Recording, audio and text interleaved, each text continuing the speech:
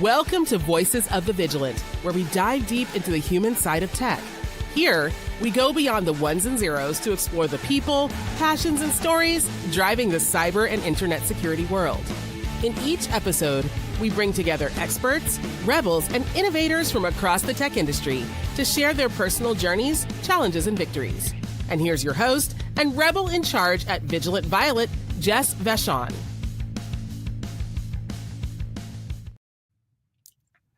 Hey everyone, welcome to episode 1 of Voices of the Vigilant podcast. So happy to have you all here. I'm even happier to have my guest, Clea Ostendorf of Wolfpack Security. Sorry, Clea, I knew it was Wolfpack Security. I just blew it for a second there. Clea is the CEO and co-founder of Wolfpack Security. And rather than me tell you all about Clea and Wolfpack Security, I'm going to turn it over to Clea and let her tell you about herself and introduce her company. Clea, welcome. Thank you, Jess. I'm so excited to be here. I remember this starting from a conversation on a bench at RSA years ago, so it's really cool to see this coming to life. So I'm Clea Ostendorf, a co-founder and CEO of Wolfpack Security. We're an application security consultancy. What that means is we are not going to be coming in to sell you a product. We are here to stop the bleeding and make your products more secure. So we do that through penetration testing, through consulting services, through helping in DevSecOps, optimization, and whatever else somebody needs in the space. And how long has the company been in existence? So if anyone's ever started a company, it takes a lot longer than you expect. So we have been around about a year and a half, and then we went live, open for business last June. So we're coming up on a year. Nice. And how are you feeling about everything? I know previous to us going live, we talked a little bit about, that level of responsibility, that commitment that you're making. Can you talk a little bit about that for us? Oh man, sure. I saw a video where somebody was saying what life is living with a startup, a founder. And it was this girl dancing to techno music, so excited, life is so good. And then she's crying and then she's up and dancing. So that's how it's going. I mean, there's highs and lows, and like in anything, you just have to kind of mourn the losses quickly and then keep moving on, looking forward, because time doesn't stop. Yeah, building up that business is a lot of that work. And it is a lot of the highs and lows, like working on Vigilant Violet and Voices of the Vigilant myself. It's been daunting sometimes and overwhelming at other times. But when you get to that day when you go live, it makes it worth it. And then after that, there's the highs and the lows. But I don't know about you. For me, it's those little bright spots that start to add up that make it all worth it. And I suspect because you haven't folded up the tables and gone to do something else that is happening for you. Would you agree? Oh, yeah, absolutely. I mean, we've seen great success with, the customers that we have, and our story is resonating. And it's such a relief to know when I speak to somebody, we're here to help you. We're here to solve problems, period. This is not, future state. We'll get there, but where are you bleeding today? Where can I help you today? And let's make some progress to support you, because I think, especially in security, we are all understaffed, we're overwhelmed, we're totally burnt out by alert fatigue. And sometimes you just need somebody to help guide you through that noise and that mess so that you have a clear perspective on how to move forward.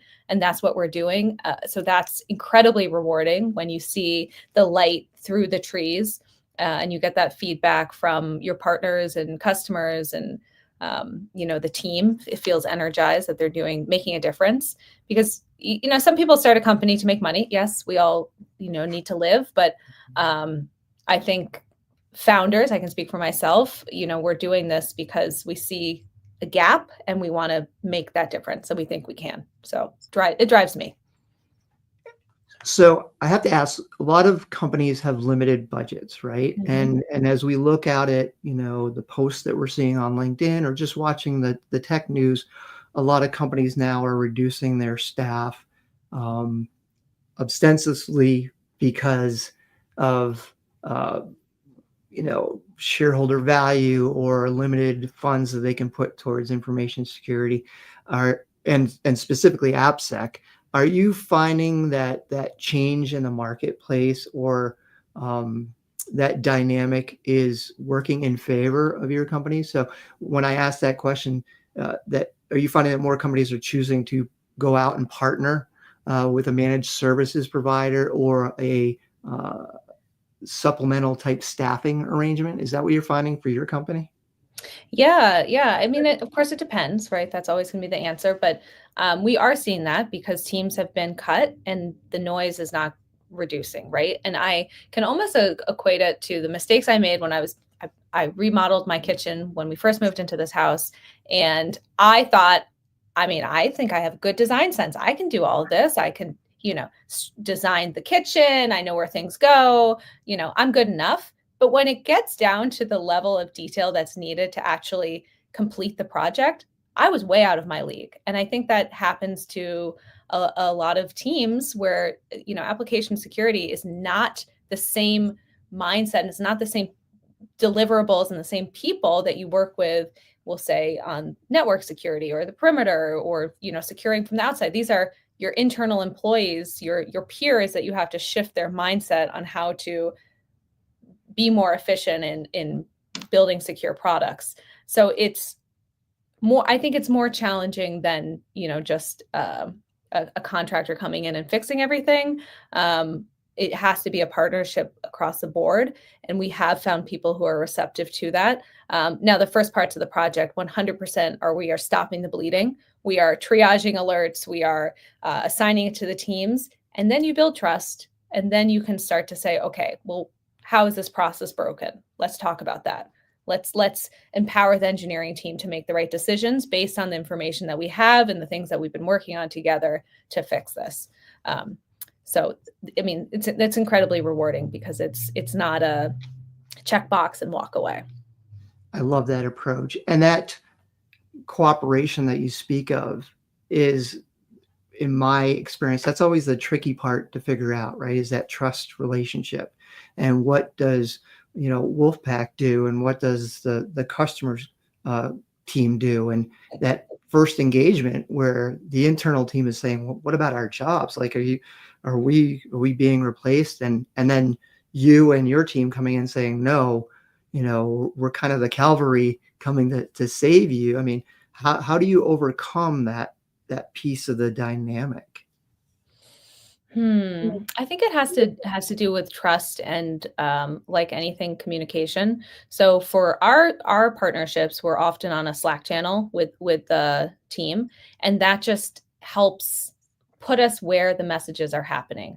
Right. So we're hearing the communication. We're hearing like, hey, I don't know what's going on with this. This build isn't working.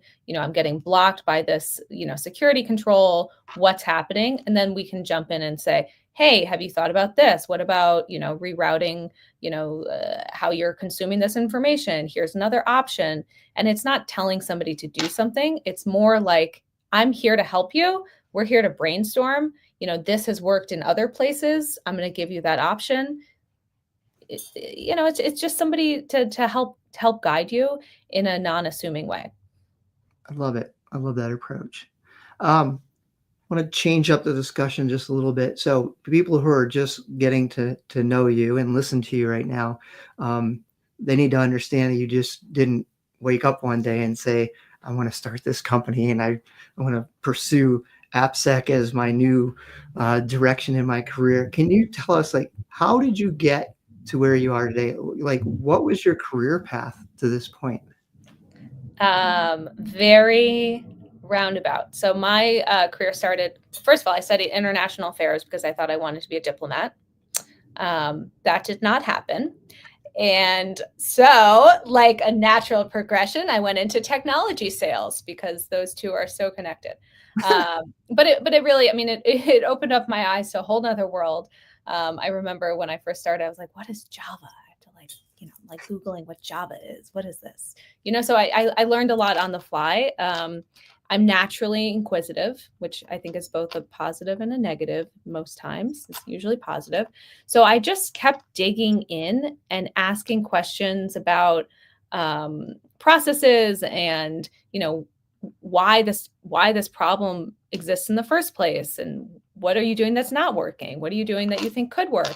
And that led me into security, because I would ask my customers, okay, yes, I can help you, with this technology role, but what do you really need help with? And they said cybersecurity. So this was 15 years ago. And I said, oh, okay, I'll look into security. What is security? And then I totally became enamored, because it's this battle of, good and evil, and we're all fighting against the same kind of attackers, and this incredible community and incredibly smart people who are thinking outside of the box to secure all of us. And I really felt like it was part of a greater good, the security community. So moved into another sales role at a consulting firm, helped do launch a product for them. We were a little ahead of our time, but it was a really cool application security developer training product. And then I joined Code 42, where I did customer implementation, program building, and then ultimately left as field CISO, which was a fantastic role. Allowed me to do a lot of research and talk to, all different walks of people, and understand, what makes them tick, problems they were having, help solution with them. And then one of my old coworkers reached out to me and said, hey, I have some investors who want to start a security company. And I said, oh, okay, let's talk. And then this came about, and it was really, it's been an incredible journey. It's a huge learning curve, but, at the end of the day, it's the fundamentals that we have to run through, which is listening, asking questions, understanding problem pain points, and coming to the table saying, can we help you or not? And if we can't, then let's recommend somebody else who can. So again, it's sort of coming back to what I love to do, which is learn, and solve problems, help people. Love it. So when we first met a few years ago, you were working in insider threat management. And what I found interesting was, when we were talking about it, I was approaching it as almost an adversarial type program, where I'm watching people and making sure they're not doing wrong. And then if they are, slap them on the wrist. You opened my eyes and said, no, that's not the approach that you want. You want one of collaboration. You want one of understanding. You want one of education, which completely changed how I thought about the relationship, not just in security, but with peers across an organization. Like, we have to have more respect for the people we're working with.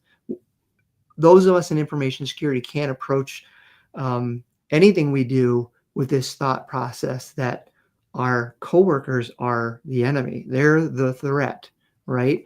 How did you get yourself to that point? You learned information security, or you kind of grew into that role. How did you get yourself into that mindset so early in your career? Was there anything in particular that happened, or is it just because of the values that you live as a person? I mean, it was a combination of both. Working for Code 42 and with the Insider product, it was named Insider, right? We were talking insider threat, and the market really pushed back on that. The market being, we'll say, technology companies and the commercial sector really pushed back on that. Anyone coming from government or more military background really understood insider threat. That didn't scare them. But when we were taking it to market, the general consensus was, this is scary. This is Big Brother. This is against our culture. We're not allowing this. So we as a company had to shift pretty quickly to redirect how we were framing this. And that's, where the more collaborative approach came from. But truly, I believe that, and I think it's a shift of mindset and how security kind of used to be versus where it's going today, right? Back in the day, you didn't tell anyone what you're doing. You kept your guard up. You didn't collaborate. You were at a hole in the basement. There was no communication across the organization, what you're seeing, right? It was just, we protect, we don't discover, we keep this clandestine world. And now it's much more collaborative because who's at the front line? It's your employees, it's your peers, right? Who's clicking on the emails? Who's exposing your organization? So if you're not going to collaborate with them and empower them, then I think you're kind of doomed to fail. And people want to do the right thing. They don't want to put their job at risk. They don't want to hurt their peers. They just need a little coaching and training. And if you do it in a way that's framed as helpful, we're here to support you and help you, then I think people are much more receptive than do this or you're going to be written up by HR. Yeah. I can see how that part of your experience, that part of your career is a strength in your role now working with dev teams, because it so much has to be hand in hand, right? It absolutely can't be adversarial. It has to be, let's go in the same direction. Let's educate each other. Let's make sure that we're doing security, but keeping the business going. Because as we talked about prior to going live, that development cycle is so fast now that we as security people can't simply say, stop, do it my way. We have to sprint, catch up to them, run alongside them and say, hey, I see what you're doing. It's a good idea, but I have some suggestions on how to do it better. And it sounds like that's the focus of your company, and that's the approach you are taking. Would you agree with that? 100%. 100%. I mean, our core service is a pen test, right? There's a dime a dozen for pen testing companies. What I want to do is say, okay, we found these things. This tells you a lot about what's going on in your development environment. Why don't we work to address them? Yes, we, as Wolfpack, we will help you fix the current vulnerabilities. We will close those gaps. We will support you in that sense. But now let's go one layer deeper and figure out why they're manifesting, right? Because there's broken processes and things that are not syncing somewhere upstream that we can help with, right? And it's a lot of communication. It's a lot of, again, empowerment, right? If you build the guidelines and framework on how you want the checks and balances that you want in the development lifecycle, give that to the engineering team to work into their daily workflows, make it natural for them, let them own that. And then you come back and evaluate. Are we getting better? Are we getting worse? Do we need more? Do we need less? What is the feedback? It has to be dynamic. And I think really, I mean, I mentioned this before, but I feel like in application security, coming back into this world after a 5-year hiatus, we have just tried to buy our way secure, right? There are so many tools and there's so many things that are constantly going on. And who's buying this? It's security, buying it for developers who are like, I don't know how to use this. I don't know how to tune this. No one is checking on this. This doesn't make sense to me. I don't know how to fix this. I have another priority. And so they ignore it. And now we've gotten ourselves in, a mess, I think. And we're slowly trying to, unwind ourselves from that. Yeah. I can only assume that there's going to be a ton of comments after we've finished recording this where everyone's saying, absolutely, that's exactly what it's like. Stop just buying tools and not talking to us. Mm-hmm. Show up with us, work with us. Mm-hmm.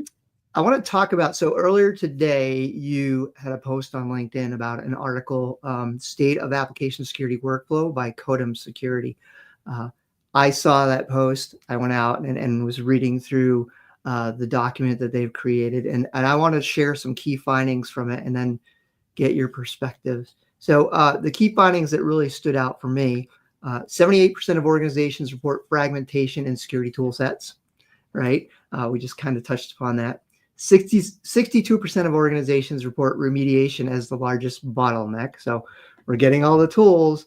Now we don't have time to fix the issues that we're finding with the tools. Thinking about the pace, 84% of organizations are pushing for automation because, as I was just mentioning, dev is moving way too fast for security to keep up. And we don't have enough cycles for people to manually be patching these vulnerabilities. How do we leverage automation? Which, hello, if you're a CISO in 2025 and you're not thinking automation, get on the bandwagon because otherwise you're getting left behind. And then 75% of organizations say managing security across dev, CI/CD, and prod environments are the top operational challenges. I think you just touched upon all of that. Do you think these statistics are accurate? And how do you influence the reduction in those risks and the automation for your customers? Yes, I think they're absolutely accurate. I'm looking. I have lots of notes here, and I was having an amazing brainstorming session with somebody a few weeks ago, and I was like, just break down the DevSecOps world, and he listed probably 45 tools that are part of this, right? That are both developers using, or SecOps, or security. We'll just say 40 tools. 40 tools are floating around in there, giving output at all times. How are you supposed to consume that? How are you supposed to understand that it is tuned correctly? It's working. This is my source of truth. It's completely overwhelming. So yeah, I think this is basically a universal problem. How do we get out of it? I think security is there to guide, sort of like, as a CISO, you're not actually, well, some are not. So, in your role, you're not actually in the weeds tuning things, right? You are getting the information and you are making decisions and you are communicating that to the business for them to make more decisions, right? On a very simplistic level. Why can't we do the same thing in application security? Engineers, this is the framework from which we want you to work within. These are the security controls that we are thinking about. How do you want to get there? You choose the tools, you choose the products, you choose the output, you choose the communication. This is what we need to have from you in order to maintain our standards and our frameworks and keep our customers happy. How do you want to get there? And I think for so long it's been security is pushing things down to development, and development is trying to consume everything and do their job at the same time, and it's just created this rift that we're living in. So how do we fix it? Partnership. Okay. I'm trying to think of how to phrase this question so it's not like I'm handing a grenade to you and after I've pulled the pin. If things don't change, right? So we've outlined the problems. If things don't change, what do you see the future of AppSec security looking like? What do you see the products, the security of products being developed? What do you see that looking like if things don't change? Well, I will say this. I think most new products being developed are secure or more secure than they ever have been, right? The right checks and balances are in place for new development. That's not always the concern. The concern is all the legacy stuff that exists that has those grenades in them, right? Log4j is such an easy one to pick on because we all experienced it, right? If there was better visibility and version control and logging, we would have had faster resolution to closing that huge gap, right? But most places don't want to do that because it's hard and it's messy and it's like legacy boring stuff. No one wants to touch that. But that is where I see a huge gap. It will continue to be there. And we have to think about that with our eyes wide open. Okay. We talked about automation earlier. Let's talk about artificial intelligence. How do you see artificial intelligence as a play, positive or negative, in AppSec? It will be positive and it could be negative too. I mean, just in like every other case. So positive, I'm seeing the adoption of real-time remediation happening in code. So in runtime code, somebody will write something, maybe they have cross-site scripting, which is a very common vulnerability. Instead of letting that pass, the AI will immediately remediate it or give it a flag and say, hey, fix it this way, right? So it's stopping these vulnerabilities from making it upstream. Okay, so I think that's very positive. I think it also, and just in like how we all consume it, the information we can't just take for the truth. We have to also test it logically. So I hope that these tools remove the low-hanging fruit, but there's still the integrity to test things with our brains from a logical perspective. That's where I see this. I like that answer. Do you see any tools out there now that leverage AI that you think are bringing value today, or do you think that it's a couple more years until we start to see the real value of having AI added into those tools?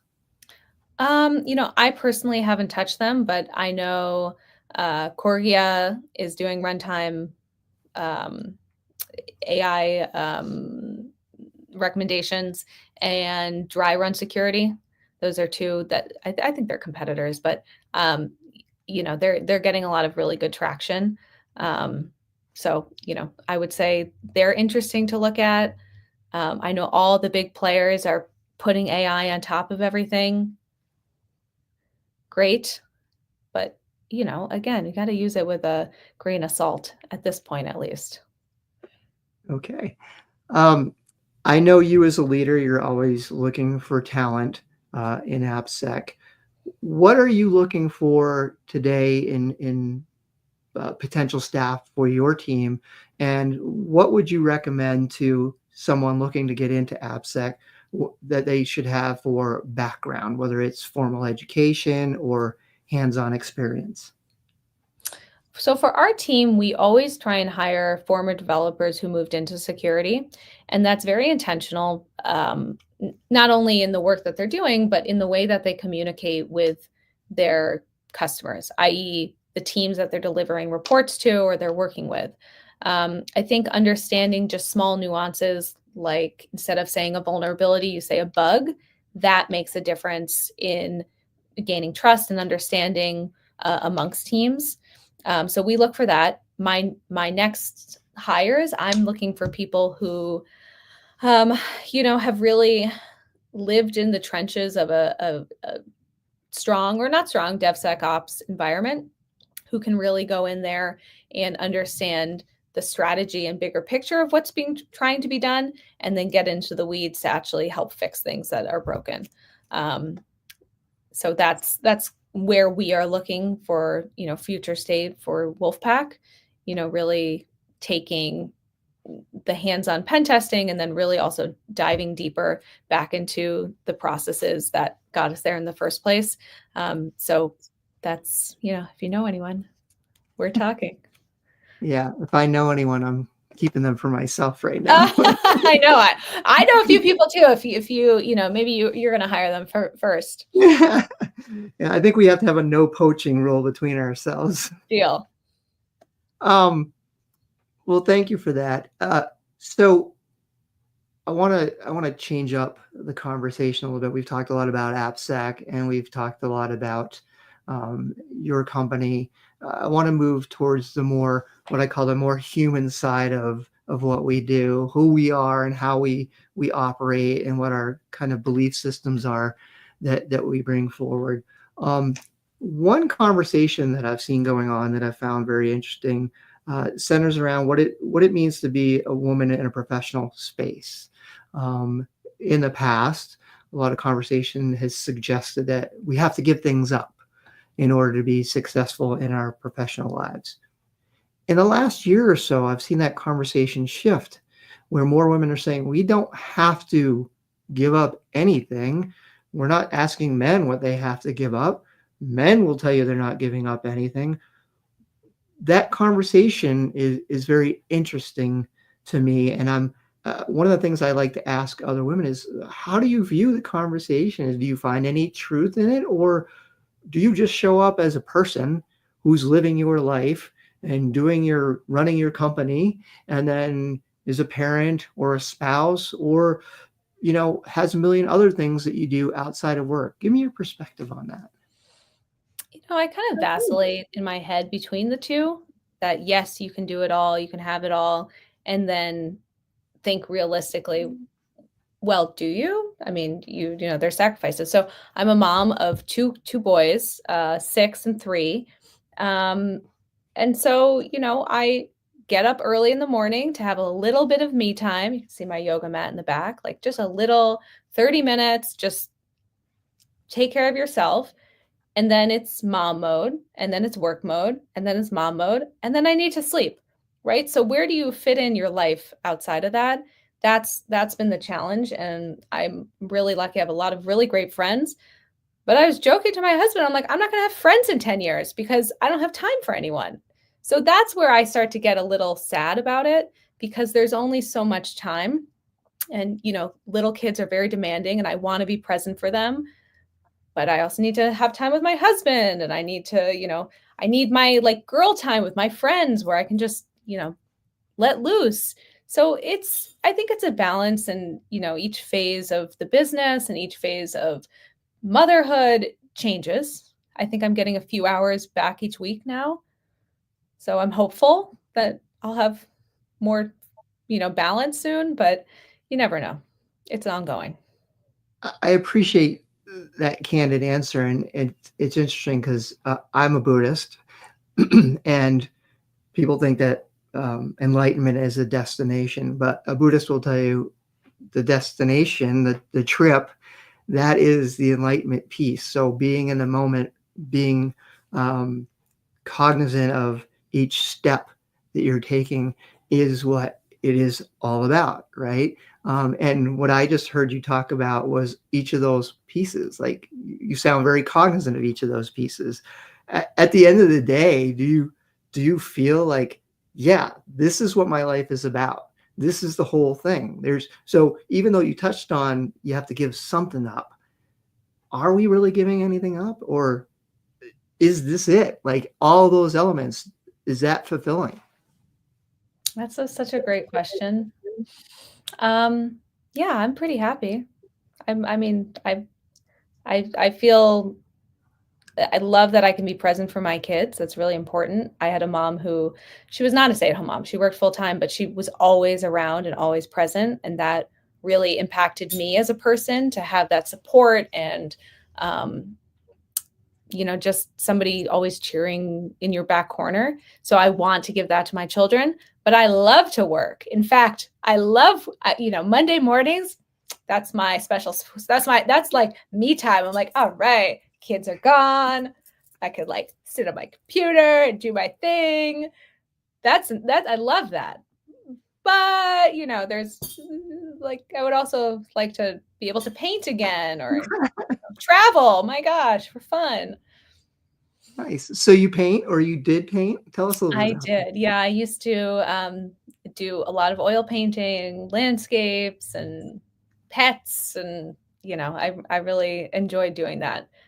But right now, if I can scribble with a marker, I feel like, okay, yeah, we got a little creative energy out.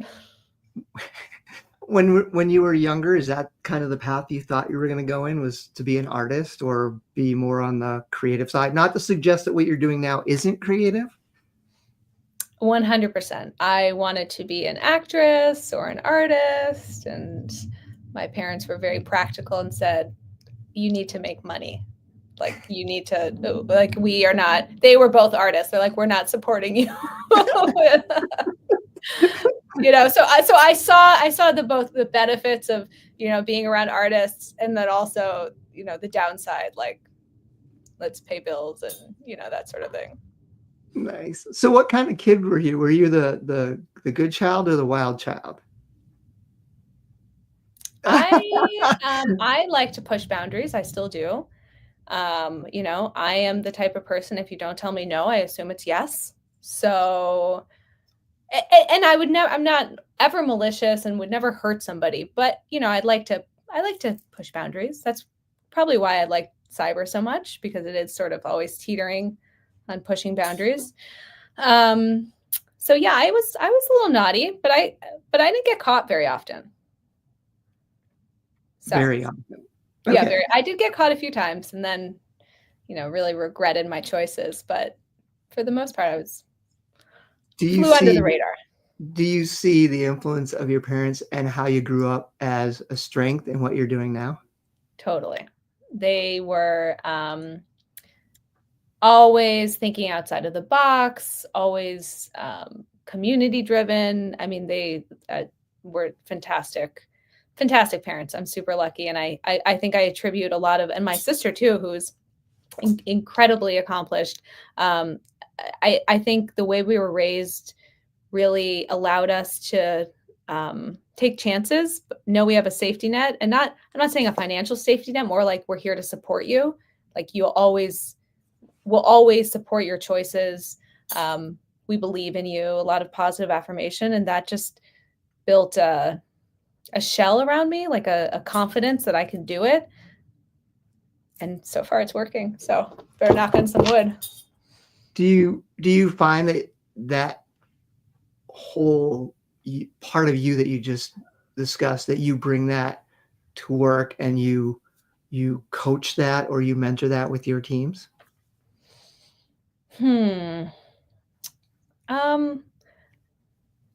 I feel like for the first time since taking this role, starting Wolfpack, I am trying to bring my whole self. I'm trying to not pretend I'm something I'm not, or pretend I'm somebody I'm not.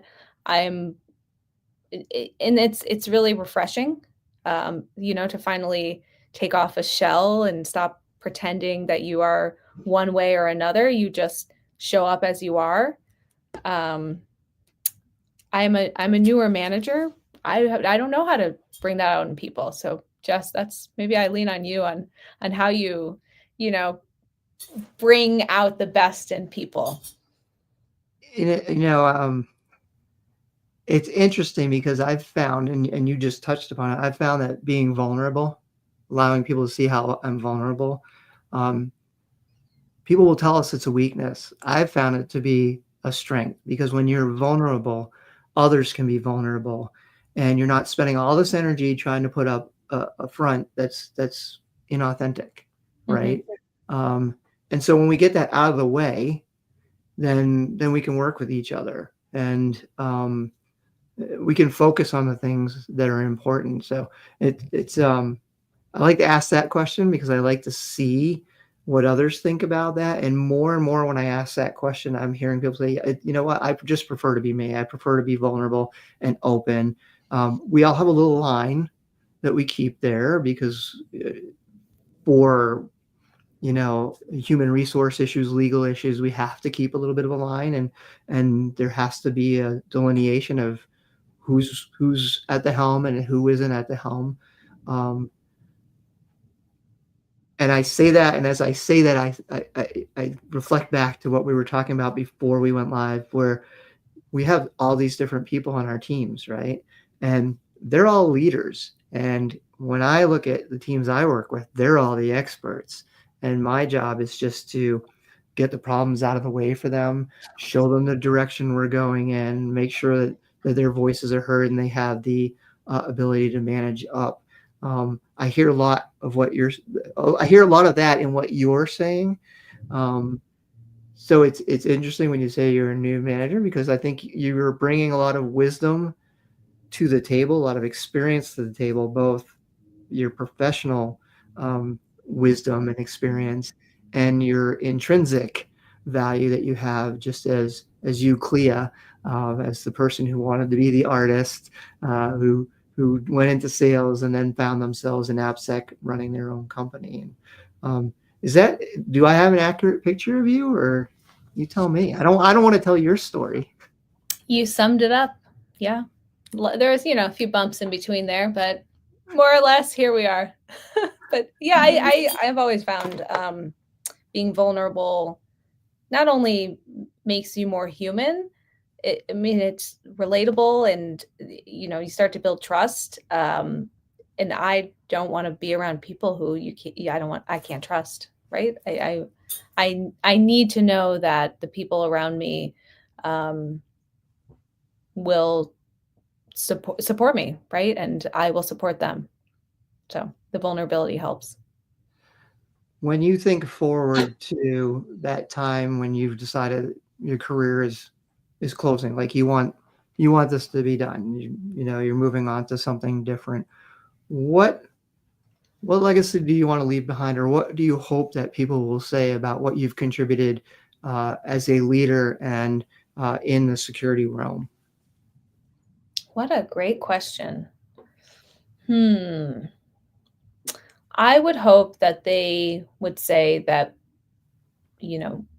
myself and Wolfpack, we broke down silos and allowed people to be vulnerable and share how they are hurting or where they need help, and be okay asking for that help. I think so often as professionals, especially highly paid professionals who are leading teams or, in charge of things, we're afraid to ask for help because it makes us look weak. But that shouldn't be the case. So I hope that our legacy is that we've bridged the silos and allowed people to feel okay saying, I don't know. I love it. I love it. Okay. I am going to ask what I call an empowering question. I'm actually getting this from a deck of cards that were given to me a while back. It's not meant to embarrass you. It is meant to put you on the spot a little bit. I'm going to ask the question in terms of how you would be asking it to yourself. So just bear with me. I had 3 to choose from, and then I said, I'll just mix them up and pick the first one. So I'm just going to read it, and we'll go from there. Good luck. All right. All right. What are your most important values, and how are they reflected in your life and your daily decisions? I had a coworker, Beth Miller. She said, did a whole exercise with me on values, and it was about 40 cards, and he kept pulling them. So these are the ones that resonated for me. Equality.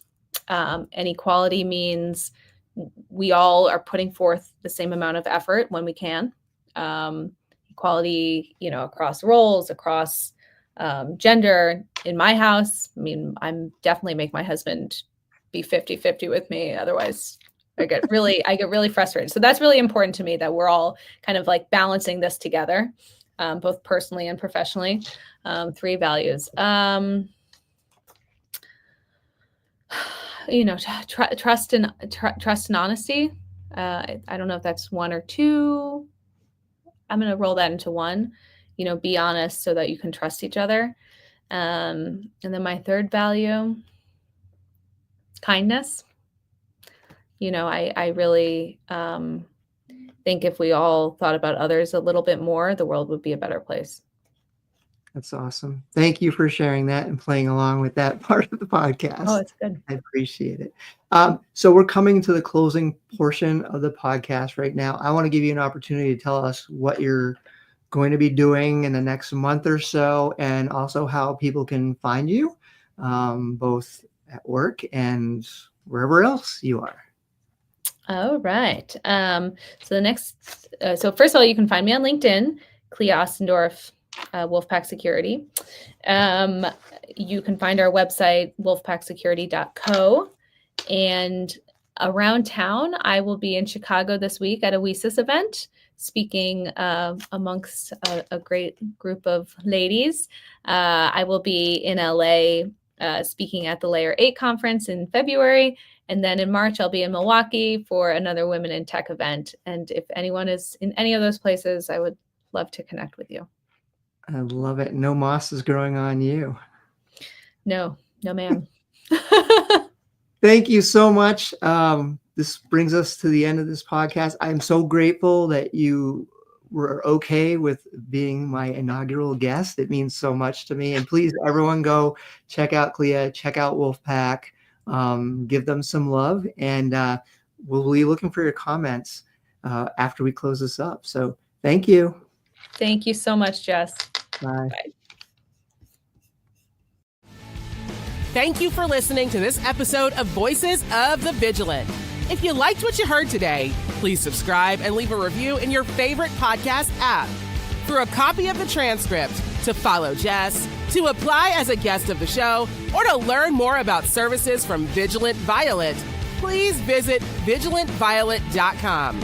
Until next time, stay vigilant.